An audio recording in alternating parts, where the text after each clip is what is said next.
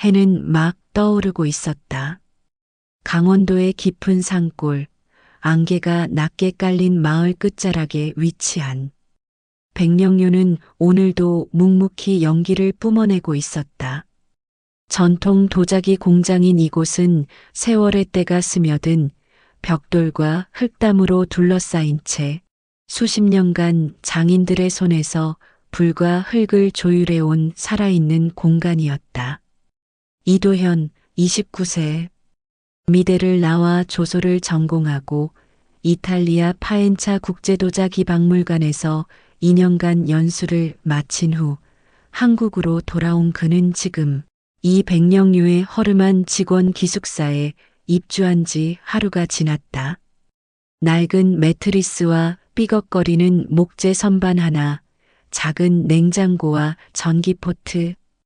그가 짐을 풀기엔 충분히 조용한 방이었다. 하지만 그 정막 속엔 묘한 각오가 가득 차 있었다. 보시기 전에 구독과 좋아요 한번 눌러주시면 큰 힘이 됩니다. 무료로 할 수 있는 작은 성원. 더 좋은 이야기로 보답하겠습니다. 이제 시작합니다. 그는 백령류의 차기 운영자였다. 그러나 그 사실을 아는 이는 단 한 사람, 백령류의 실소유주이자 도연의 큰어머니 김태숙 회장뿐이었다. 한국 최대 세라믹 그룹인 태림산업의 회장이기도 한 그녀는 도연에게 당부했다.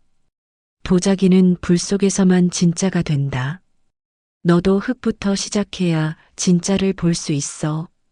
이론과 해외 경험만으론 사람의 마음을 담을 수 없단다.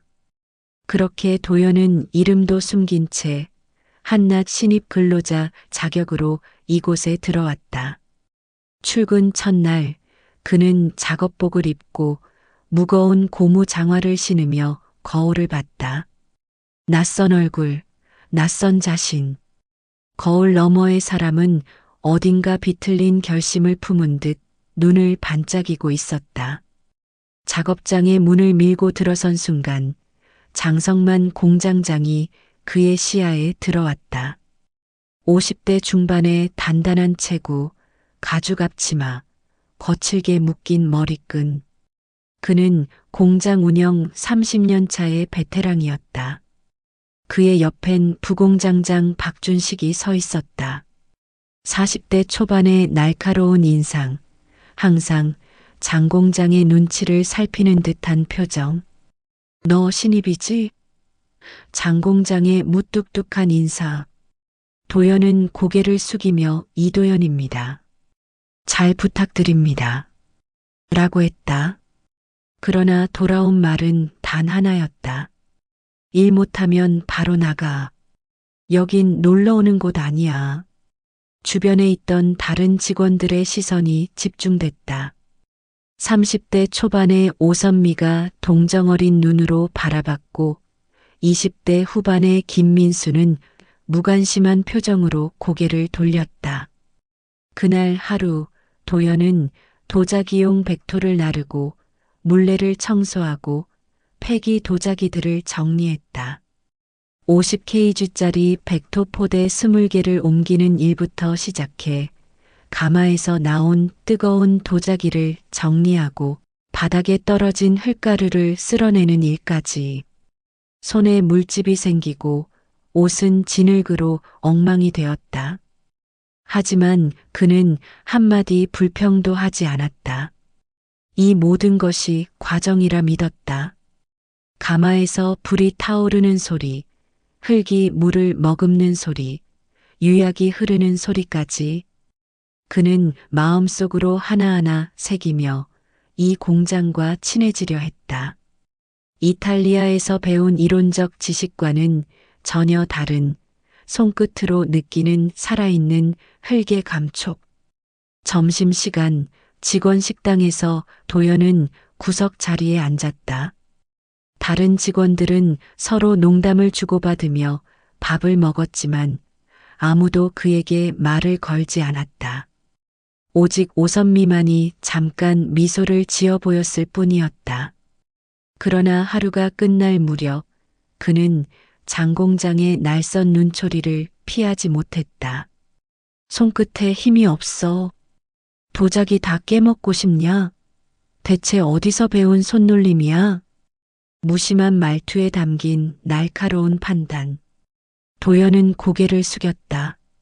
심장이 두근거렸지만 겉으로는 고요한 표정을 유지했다. 마음속에선 단 하나의 문장이 반복됐다. 나는 여길 배우러 왔다. 밤늦게 기숙사로 돌아온 도연은 손등에 흙을 닦으며 작은 노트에 메모했다. 백토 온도 변화, 물 함량에 따라 탄성 변화 있음. 장공장 손놀림 분석 필요. 전통 기법과 현대 기법의 차이점 관찰. 창밖으로는 백령류의 굴뚝에서 나오는 연기가 별빛 아래 피어오르고 있었다. 그는 이곳에서 하루하루 배워가고 있었다. 하지만 그 역시 모른다. 이 백령류의 불은 단순한 기술만 시험하는 곳이 아니라는 걸. 그리고 곧 그 불은 그에게도 다가오기 시작할 것이다. 이도현의 손등엔 이미 작은 화상 자국이 몇 개 있었다. 도자기를 굽는 불가마 앞에서의 작업은 말 그대로 뜨거운 인내였다. 1200도를 넘나드는 고온 앞에서 온몸이 땀으로 흠뻑 젖었지만 그보다 더 아픈 건 손이 아니라 마음이었다. 장공장의 날선 말투는 하루도 빠짐없이 도연의 귓가를 파고들었다. 야, 그것도 못하냐? 어디서 배운 손놀림이야? 대학 나왔다며? 지게차에서 갓 내린 백토를 다루는 작업 도중 도연의 손이 잠깐 미끄러졌을 뿐이었다. 도자기 흙이 바닥에 조금 튀었고 장공장은 그걸 보고 바로 소리를 질렀다. 주변에 있던 다른 직원들은 시선을 피하거나 작게 헛웃음을 흘렸다. 누군가의 실수는 이곳에선 곧 누군가의 오락거리가 되는 듯했다. 박준식 부공장장이 옆에서 거들었다. 신입들은 다 그래요. 머리로만 배워서 손이 따라오질 못해. 그 말에 다른 직원들이 킥킥거렸다. 김민수는 노골적으로 고개를 저었고 심지어 평소 온화하던 오선미도 애써 시선을 돌렸다. 너 대학 나왔다면서? 손끝 하나에 정신이 안 박혀 있으면 다 무쓸모야. 기술은 손이 아니라 머리로 하는 거라고. 아니, 머리도 없나? 말끝마다 무쓸모, 가치 없음 같은 단어가 박혔다. 도연은 자신도 모르게 어금니를 꽉 물었다. 눈빛은 낮췄지만 눈동자는 떨리고 있었다. 그가 이 공장에 발을 디딘 지 이제 막 2달. 하지만 이 시간은 고작 몇 주가 아니라 몇 년처럼 무겁고 길게 흘렀다. 오후 작업 시간. 도연은 물레 앞에 앉아 작은 찻잔을 빚고 있었다. 이탈리아에서 배운 기법을 응용해 조금 더 세련된 형태를 만들려 했지만 장공장의 시선이 느껴지자 손이 떨렸다. 뭘 그렇게 복잡하게 만들어? 찻잔은 찻잔답게 만들면 되는 거야. 쓸데없이 폼만 잡고. 장공장이 다가와 도연의 작업을 내려다봤다. 그의 숨소리가 목덜미에 닿았다. 도연은 손을 멈췄다.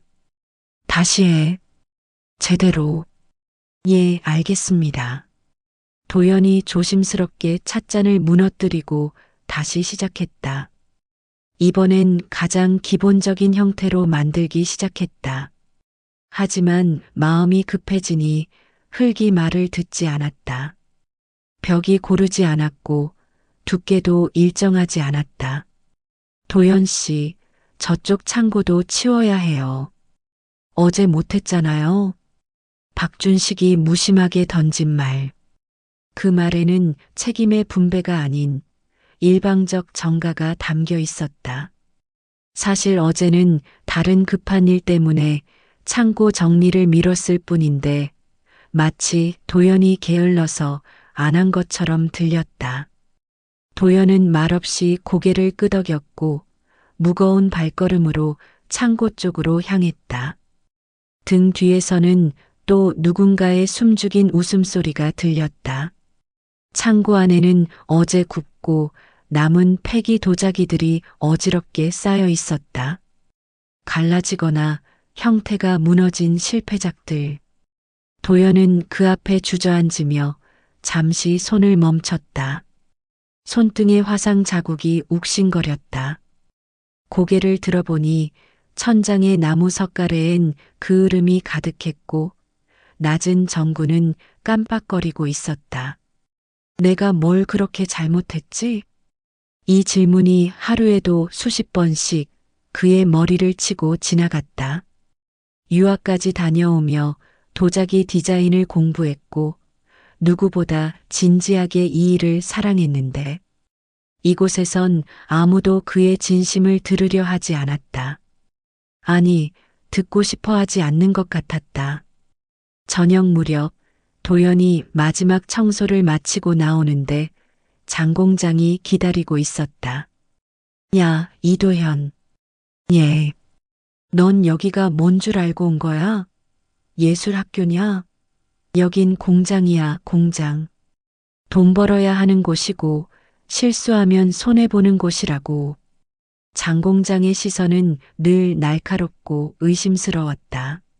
마치 도연이 언제든지 실수할 존재이며 그 실수를 자신이 반드시 끄집어내야만 직성이 풀리는 사람처럼. 죄송합니다. 더 열심히 하겠습니다. 열심히? 열심히 해서 되는 게 아니야. 센스가 있어야 되는 거라고. 넌 센스가 없어. 손도 둔하고. 때로는 도연이 일을 잘 처리해도 운 좋았네. 다음엔 안 될 거야 같은 말로 가볍게 눌러버렸다. 마치 도연의 모든 노력을 무의미하게 만들려는 것처럼. 도자기는 사람 닮는다. 넌 아직도 쓸모없는 찰흙이야. 언제 구워질지도 모르는. 그 말은 도연의 가슴 한가운데를 무겁게 내리눌렀다. 그가 만들던 작은 찻잔 하나가 손에서 미끄러졌다. 툭! 찻잔이 바닥에 떨어져 쨍그랑 소리를 냈다. 순간 공장 안은 정적에 휩싸였다. 역시나 장 공장이 낮게 말했다. 집중도 안 되고. 그 말 한마디에 도연은 자기 존재마저 깨진 것 같은 착각이 들었다. 손끝에서 무언가 흘러나온다 싶었는데 피었다. 잔해를 치우다 베인 상처였다. 하지만 도연은 피를 닦지도 않고 다시 진흙을 만지기 시작했다. 오선미가 다가와 밴드를 건넸다. 괜찮아요? 괜찮습니다. 고맙습니다. 도연은 작게 미소를 지었지만 그 미소 뒤엔 깊은 상처가 숨어 있었다. 이 고통도 이 모욕도 언젠가 그릇이 될 거야. 도연은 마음속으로 되뇌며 다시 돌림판 앞에 앉았다. 손은 떨렸지만 그 떨림마저도 이젠 그의 진심이었다. 언젠가는 반드시 이 모든 순간을 담을 수 있는 진짜 그릇이 되고 싶었다. 밤이 깊어갈수록 도연의 다짐도 더욱 단단해졌다. 하지만 그는 아직 모르고 있었다. 이 모든 시련이 곧 전혀 다른 방향으로 흘러갈 것이라는 사실을. 오늘부터 이틀간 현장 체험을 하러 온 연구자입니다. 잘 부탁드립니다. 차분한 말투, 검은 정장 대신 베이지색 셔츠와 진청 바지 차림. 머리는 단정히 묶었고 화장은 거의 없다시피 했다. 김태숙 회장은 백령문화재연구소 소속이라는 가명으로 등장했다. 이름은 김선영. 그녀는 누구도 알아보지 못할 정도로 변장을 완벽히 해냈다. 평상시 화려한 맞춤 정장과 명품 액세서리로 무장한 재벌가 회장의 모습은 온데간데 없었다. 대신 소박한 연구자의 모습으로 탈바꿈한 그녀는 실제로 30년 전 도자기학을 전공했던 경험을 살려 자연스럽게 전문 용어를 구사했다. 장 공장이 그녀를 맞았다. 아, 연구소에서 오신다고 연락받았습니다. 김선영 연구원님이시죠? 네, 맞습니다. 전통 도자기 제작 과정을 직접 체험해보고 싶어서 왔어요. 요즘 젊은 세대들이 전통 기법을 어떻게 받아들이는지도 궁금하고요. 태숙은 도연을 보며 가슴이 울렁거렸지만 내색은 하지 않았다. 오히려 다른 직원들과 똑같이 인사하고 주어진 작업을 차분히 따라갔다. 도연은 그녀를 모르는 새로운 연구원으로만 여겼다. 아줌마 손 괜찮으시겠어요? 이거 꽤 무거워요. 장 공장이 약간 웃으며 말했다. 50kg짜리 백토 포대를 가리키며 말이다. 태숙은 싱긋 웃으며 대답했다. 몸으로 하는 일이 제일 재밌죠. 연구소에선 앉아만 있어서 허리만 아파요. 이런 게 진짜 공부죠. 그 말에 장 공장은 흡족해 보였다. 박준식도 덩달아 웃었다. 역시 현장을 아시는 분이네요. 이틀간의 관찰, 그녀는 이제 도연이 얼마나 외면받고 있는지 직접 확인할 준비가 되었다. 첫날 오후 불가마 옆에서 도연이 땀을 뻘뻘 흘리며 수레를 밀고 있었다. 1톤이 넘는 완성품들을 옮기는 작업이었다. 손에는 새로 생긴 물집이 터져 피가 살짝 맺혔다. 그러나 그는 표정 하나 바꾸지 않았다. 그 순간 박준식이 지나가며 말했다. 야, 이도현. 그거 제대로 못 옮기면 다 깨져. 조심해. 말은 조심하라는 것이었지만 어조는 이미 실수할 것을 전제로 한 경고였다. 다른 직원들이 하는 같은 작업에는 그런 말을 하지 않았다. 태숙은 그 모습을 보며 속으로 다짐했다. 지켜봐야 한다. 그리고 기억해야 한다. 저 아이가 이곳에서 어떻게 버티는지를. 저녁, 직원 식사 시간. 작은 식당에서 모두가 둘러앉아 식사했다. 대부분은 테이블 앞에서 담소를 나눴지만 도연은 구석에 앉아 조용히 밥만 먹었다.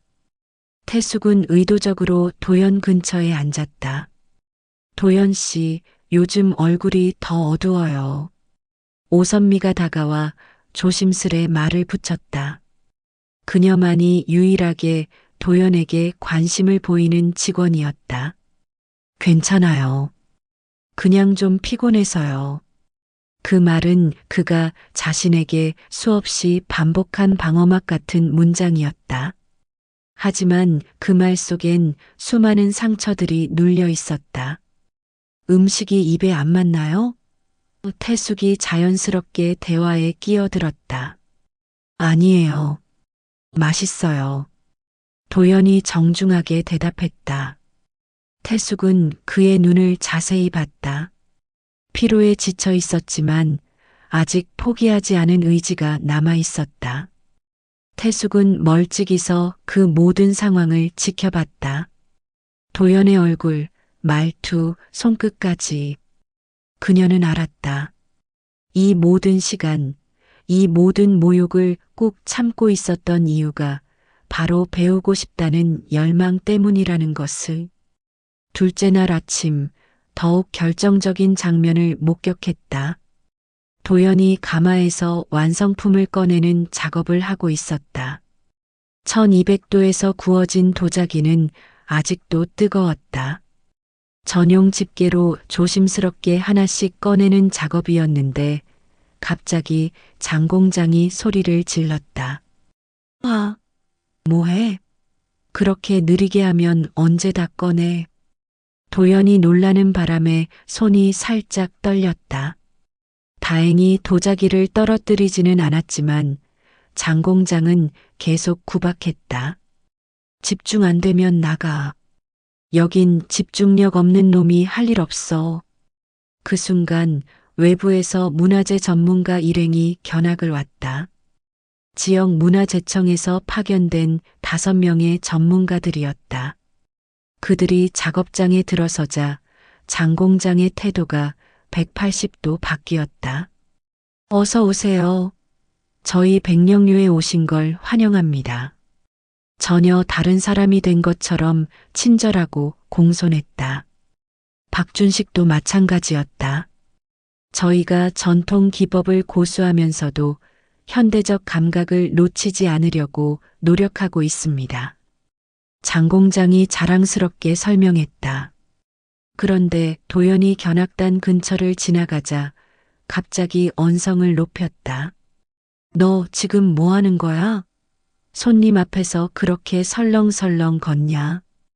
도연은 재료를 나르다 잠시 발을 헛디뎠을 뿐인데 그걸 본 장 공장이 마치 무슨 큰 사고라도 난 것처럼 구박을 시작한 것이었다.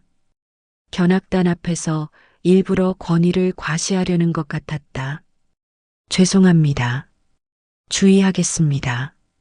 도연이 고개를 숙이자 장 공장은 비웃듯 말했다.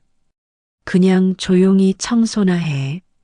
손님 응대 같은 건 너 같은 애한텐 어울리지도 않아. 견학단 중 한 명이 불편한 표정을 지었지만 장 공장은 아랑곳하지 않았다. 태숙은 참을 수 없었다. 마음속에서 무언가 뜨겁게 끓어오르기 시작했다. 자신의 조카가 이런 모욕을 당하는 것도 화가 났지만 더 큰 문제는 이런 식으로 운영되는 공장의 미래였다. 이젠 때가 되었어. 그날 저녁 태숙은 조용히 자신의 비서에게 전화를 걸었다. 내일 오전 백령류에서 긴급 이사회를 소집해. 그리고 장성만 공장장에게는 특별 회의가 있다고만 전해. 그녀는 다음날 회의실에서 그녀의 정체와 모든 진실을 드러낼 준비를 하기 시작했다. 진짜 반격이 시작되고 있었다. 백령류의 주간 회의날 아침, 작업장을 둘러싼 산 능선 위로 해가 천천히 떠오르고 있었다.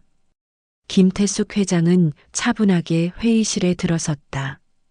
평소 그녀의 화려한 정장 차림은 온데간데 없이 오늘도 여전히 연구자 김선영의 모습이었다.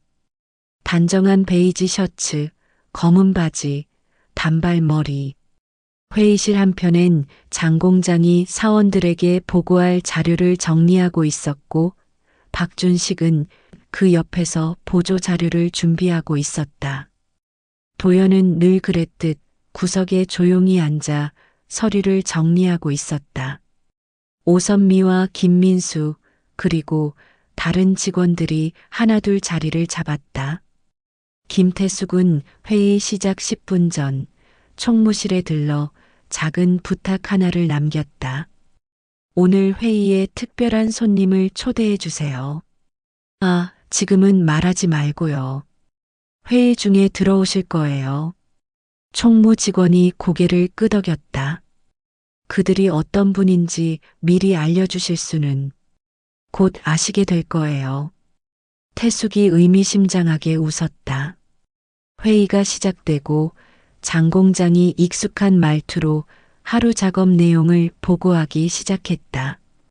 어제 이번 가마에서 분청사기 200점이 완성되었고 품질 검수 결과 어급이 85%, 비급이 15%였습니다. 여느 때처럼 그는 몇몇 직원들의 이름을 언급하며 우수한 성과를 강조했다. 박준식의 정확한 온도 관리, 김민수의 신속한 작업 처리, 오선미의 꼼꼼한 마무리까지. 하지만 도연의 이름은 단 한 번도 언급되지 않았다. 오히려 그는 회의 말미에 이렇게 말했다. 신입 도연이는 아직 기초도 부족하고 집중력도 떨어집니다. 어제도 손님 앞에서 실수를 했고요.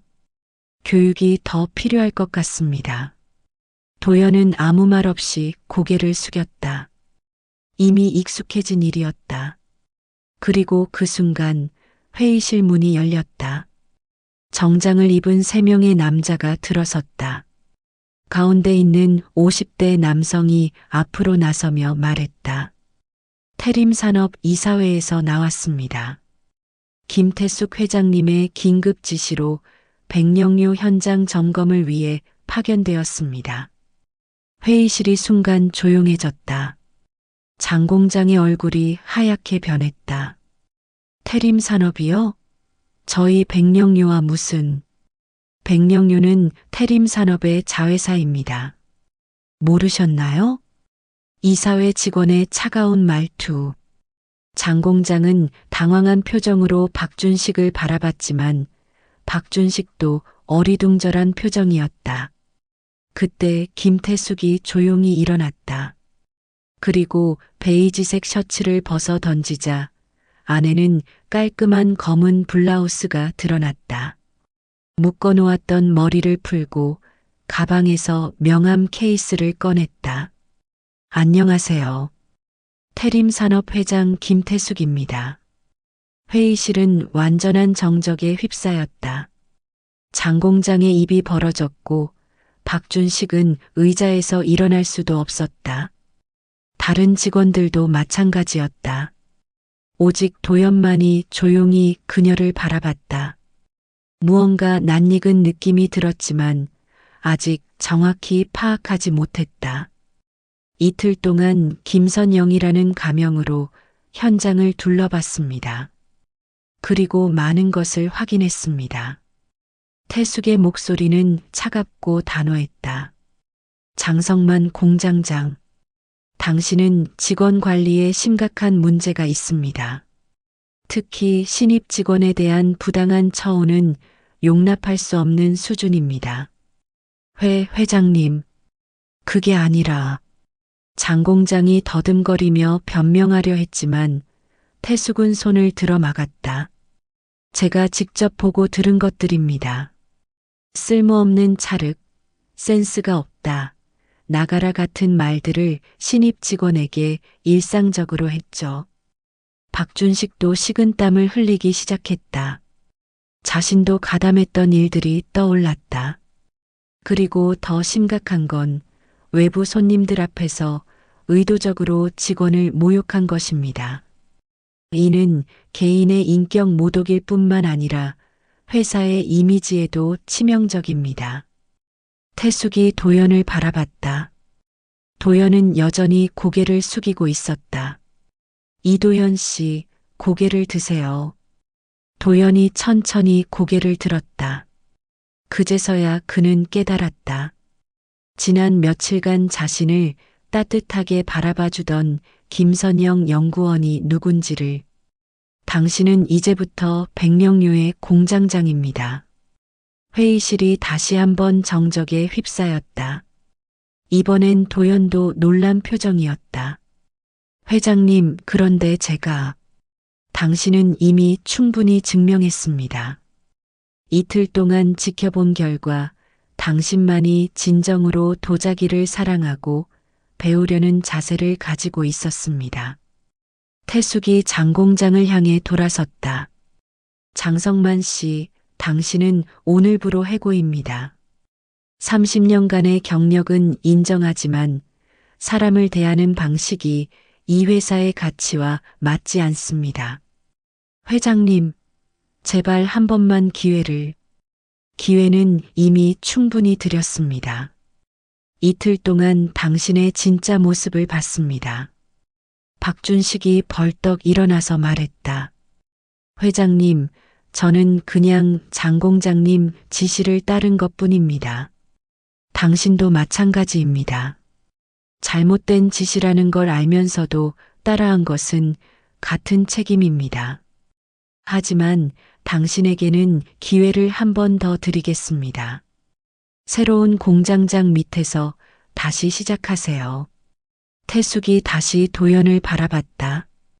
이도현 공장장, 이제 당신이 이 공장을 이끌어 가세요. 진정한 장인 정신으로. 도연은 여전히 믿기지 않는 표정이었다.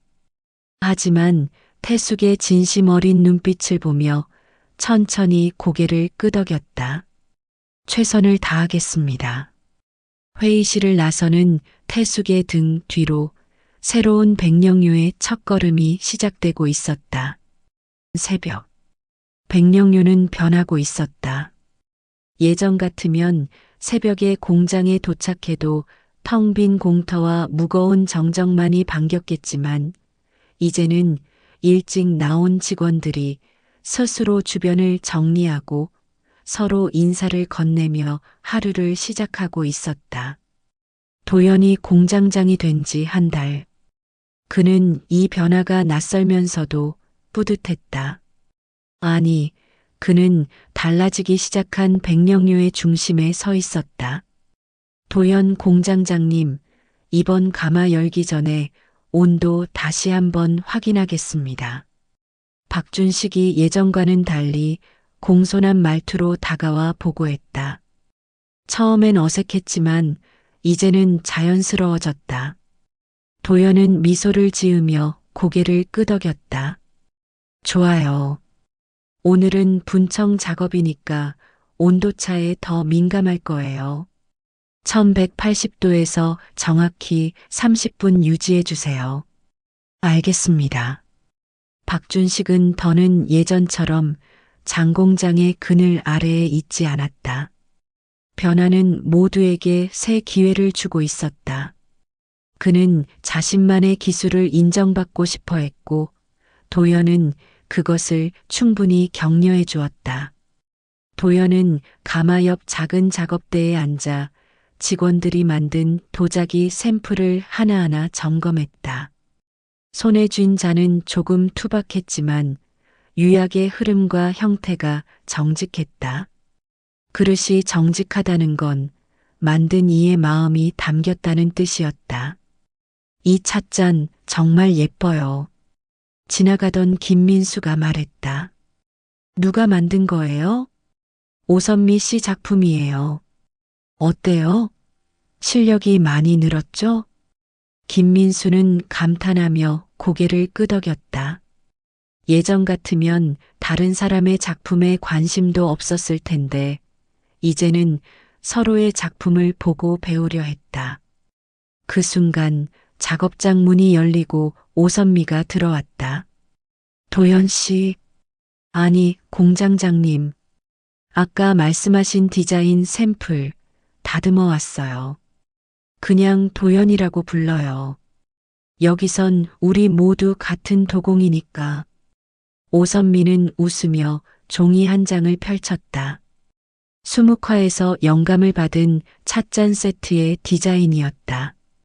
흐르는 듯한 선과 절제된 색감이 조화를 이루고 있었다. 도연은 고개를 끄덕였다. 이대로 시제품 하나 만들어 봐요. 정말 마음에 들어요. 이런 감각이 있었는데 왜 그동안 숨기고 있었어요? 예전엔 제 의견을 말할 기회가 없었거든요. 오선미의 솔직한 대답. 도연은 고개를 끄덕였다. 그도 똑같은 경험을 했기 때문이다. 작업장은 바쁘게 돌아갔다. 하지만 그 바쁨 속엔 긴장보다 활기가 있었다.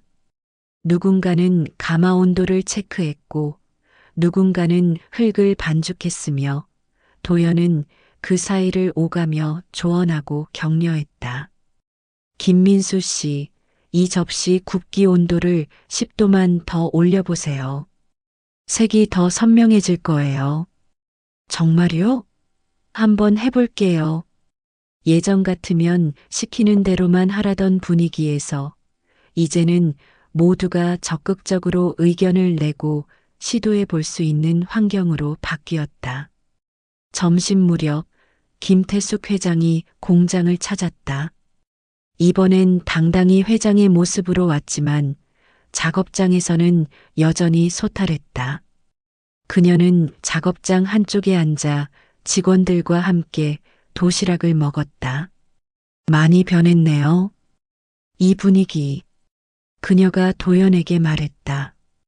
저도 매일 놀라고 있어요. 사람들이 스스로를 믿게 되는 게 이렇게 큰 차이를 만든다는 걸 처음 알았습니다. 사람은 인정받으면 달라져. 너도 그랬고, 이 사람들도 그래. 그녀는 도연의 손을 보았다. 아직도 몇 개의 상처 자국이 남아 있었지만 그 손은 이제 누군가를 이끄는 손이 되어 있었다. 넌 이제 백령류를 이끌 자격이 있어. 불에도 사람에게도 단련된 손이니까. 도연은 조용히 고개를 숙였다. 그 말은 칭찬이 아니라 책임으로 다가왔다. 그는 알고 있었다.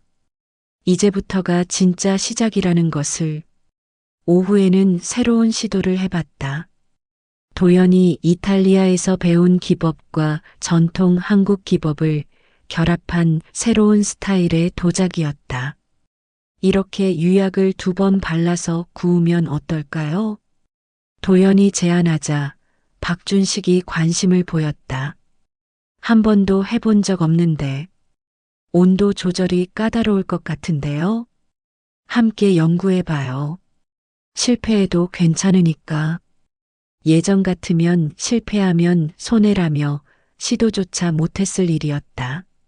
하지만 이제는 새로운 도전이 격려받는 분위기였다. 며칠 뒤 도연은 작은 전시회를 준비했다. 백령류에서 만든 새 도자기 라인업을 외부에 처음 공개하는 자리였다. 지역 문화원과 협력해서 마련한 작은 갤러리에서의 전시회였다. 전시장 입구에는 백령류의 새로운 비전이 걸려 있었다. 흙과 불, 그리고 사람이 만나는 곳. 백령류는 전통을 지키면서도 새로운 시도를 두려워하지 않습니다. 전시장 한켠엔 직원들의 사진과 손글씨가 전시되었다. 오선미의 디자인 스케치, 박준식의 온도 조절 노하우, 김민수의 색감 실험 기록까지. 그리고 그 가운데 도연이 직접 만든 찻잔 세트가 중심에 놓였다. 이름은 다시 흙으로. 흙으로 돌아가 사람을 품고 불로 익어 마음을 담는다. 그 아래 백령류 공장장 이도연의 서명이 조심스레 적혀 있었다. 전시회 첫날 예상보다 많은 사람들이 찾아왔다. 지역 주민들, 도자기 애호가들, 그리고 몇몇 언론사 기자들까지. 이 도자기들, 뭔가 따뜻해 보여요. 맞아요. 너무 완벽하지 않아서 오히려 정감이 가네요. 관람객들의 반응이 좋았다. 특히 도연의 다시 흙으로 시리즈는 많은 사람들의 관심을 끌었다. 전시의 마지막 날 그는 한켠에 서서 관람객들의 반응을 바라봤다. 한 중년 여성이 찻잔을 들어보며 말했다. 이 도자기 참 사람 같다. 따뜻하고 정직해. 누가 만들었는지 궁금하네요. 그 말에 도연은 살짝 웃었다. 그리고 다시 생각했다. 이제 나는 나만의 불을 피울 수 있다. 전시회가 끝나고 백령류로 돌아오는 길, 저녁 노을이 공장 굴뚝을 붉게 물들이고 있었다. 직원들이 하나둘 퇴근하면서 도연에게 인사를 건넸다. 공장장님, 내일 또 새로운 실험해봐요. 수고하셨어요. 내일 봐요. 바람이 분청 흙먼지를 살짝 일으켰다. 백령류의 새벽은 여전히 차가웠지만 그 위엔 분명 따뜻한 햇살이 스며들고 있었다. 도연은 공장 마당에 서서 굴뚝에서 피어오르는 연기를 바라봤다. 그 연기 속에는 오늘 하루의 노력과 내일의 희망이 함께 담겨 있었다. 몇 달 전만 해도 이곳에서 모욕과 좌절만 맛봤던 그였지만 이제는 이 모든 것이 자신을 단련시킨 소중한 과정이었다는 걸 알았다. 진짜 도공이 되는 길은 결코 쉽지 않았지만 그 끝에는 분명 아름다운 무언가가 기다리고 있었다. 내일은 또 어떤 그릇을 만들어 볼까? 도연의 속삭임이 저녁 바람에 실려 퍼져나갔다. 백령류의 하루가 끝나고 새로운 내일이 시작되고 있었다.